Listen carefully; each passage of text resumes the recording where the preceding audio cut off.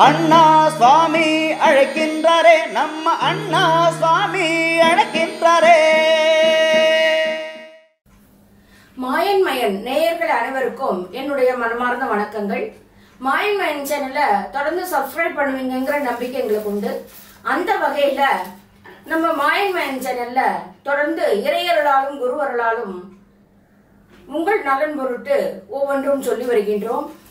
அந்த வகையில இந்த தமிழ் புத்தாண்டு, அதாவது விஸ்வாச வருஷம் சித்திரை 1 அன்று பிறக்கின்றது.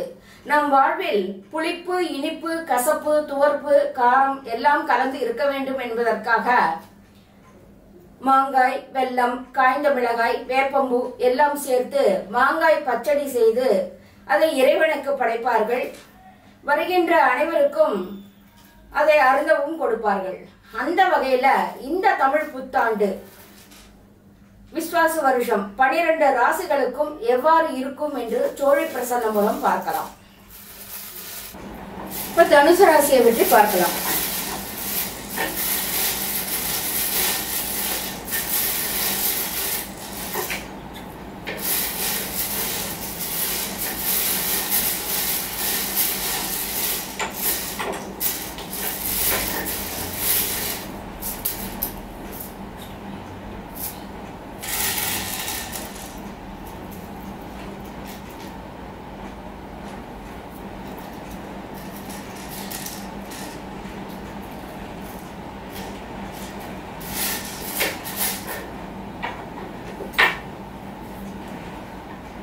இந்த தனுசு ராசிக்கு 11ஆம் ராசியில லாபஸ்தானத்துல இந்த தமிழ் புத்தாண்டு பிறக்கின்றது.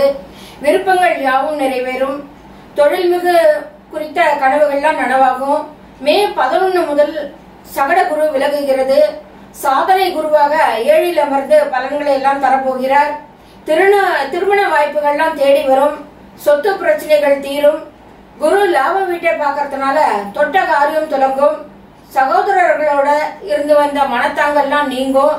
ஏப்ரல் 26 ராகு கேது பயிற்சி ராசிக்கு 4ஆம் வீட்டுல அமர்ந்திருந்த ராகு ராசிக்கு 3ஆம் வீட்டிற்கு வந்து அமர்கிறார்.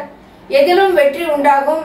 முயற்சியில் இருந்த முட்டுக்கட்டைகள் யாவும் நீங்கி பெரும் முன்னேற்றத்தை தரும். முக்கிய முடிவுகளை எல்லாம் எடுப்பீர்கள். கேது 9க்கு வருவதனால குழப்பங்கள்லாம் மாறும். மூத்த சகோதரர் பக்க பலமாக இருப்பார். 10ஆம் வீட்டுல இருந்த கேது விலகுவதனால விரும்பிய இடமாற்றம் கிடைக்கும். மே மாதம் குரு பகவான் சற்று பலம் இழந்து 6ஆம் இடத்தில் காணப்பட்டாலும் இந்த குரு பயிற்சியில 7ஆம் இடத்துக்கு செல்வதால தொழில் வியாபாரங்கள் லாபத்தை தரும். சனி 4ஆம் இடமான அர்த்தாஷ்டம ஸ்தானத்தில் இருந்து தீமைகளை தந்தாலும் குரு 7ஆம் இடத்திலிருந்து அவற்றை தடுப்பார். சனி கொடுப்பதை குரு தடுப்பார். சனி 4ஆம் வீட்டுல இருக்கிறதுனால உடல் நலத்துல கவனத்தை செலுத்துங்கள். ராகு கேது பயிற்சியில ராகு 4ஆம் வீட்டில் சஞ்சரிக்கிறதுனால உடல்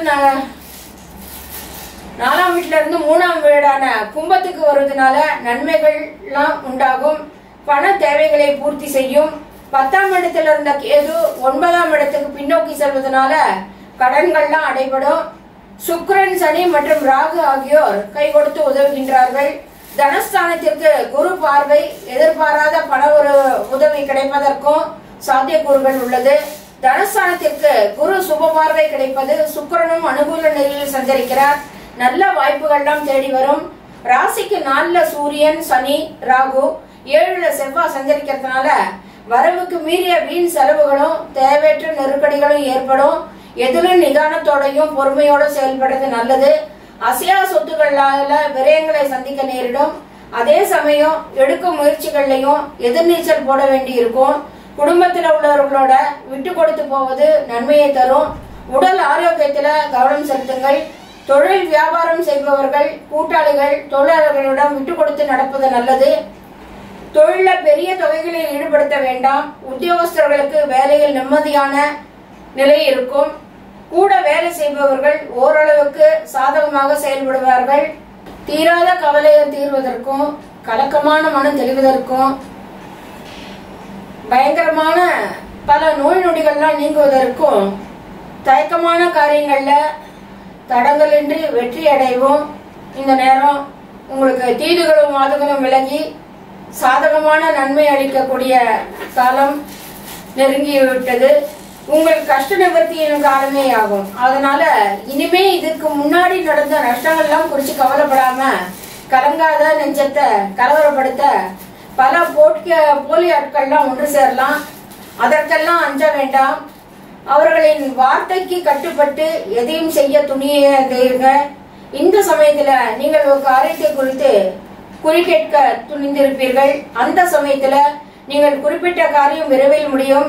கைவிட்டு போன உயிராயினும் உங்கள் மனம் பூரிப்படையும்படி வந்து சேரும்.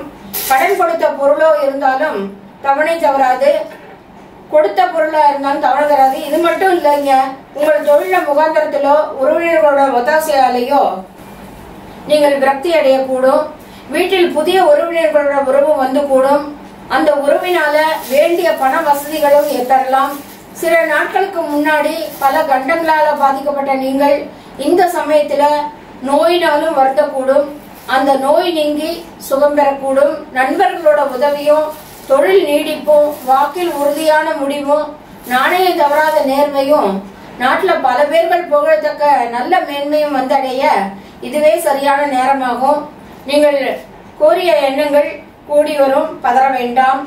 அதே சமயம் திருத்தணி அருகே உள்ள அகோர் பாதசனீஸ்வரர் ஆலயம் சென்று அங்குள்ள சனி பகவானுக்கு எள்ளெண்ணெய் அபிஷேகமும் 7 எள் தீபமும் ஏற்றி வணங்கி வர வாரந்தோறும் இதை செய்து வருவீர்களானால் உங்களுக்கு சனி பாதிப்பிலிருந்து அத்தனை கடுமையான பாதிப்பு இல்லாமல் உங்களுக்கு அது சிறிதளவேனும் குறைய தொடங்கும்.